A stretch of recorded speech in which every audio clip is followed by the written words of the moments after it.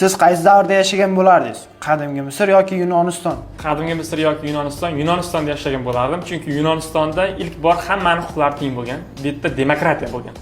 Yunoniston yoki qadimgi Rim? Yunoniston qadimgi Rim. Rimda yashashni xohlardim, chunki Rimda ulkan qurilishlar amalga oshirilgan. Rim ulkan shahar bo'lgan. Buni o'z ko'zim bilan ko'rishni xohlardim. Qadimgi Rim yoki Chingizxon davlati? Qadimgi Rim yoki Chingizxon. Chingizxon buyuk sarkarda bo'lgan. Mana shu sarkarda bilan bir davrda yashab, uni qancha hududlarni bosib borishini ko'zim bilan ko'rishni xohlardim. Chingizxon davlati yoki SSR? Chingizxon davlati yoki SSR. Chingizxon juda ham bosqinchilik urushlarini olib borgan ko'plab. Bu bosqinchilik urushlarida juda ham ko'plab insonlar halok bo'lgan.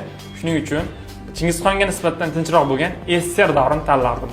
SSR yoki Amir Temur davlati? Agar men SSRda yashaganimda, agar o'zgacha fikrlovchi, yaxshi fikrlarni gapirsam, otilib ketishim mumkin-di. Shuning uchun Amir Temur bobomiz davrida yashashni xohlardim. Amir Temur davlati Usmonli imperiyasi. Amir Temur bobomizni qilgan ishlarini ko'zim bilan ko'rishni xohlardim, lekin bu muddat juda ham qisqa bo'lgan. Shuning uchun men 3 qit'ada hukmronlik qilgan Usmonli davlatini tanladim.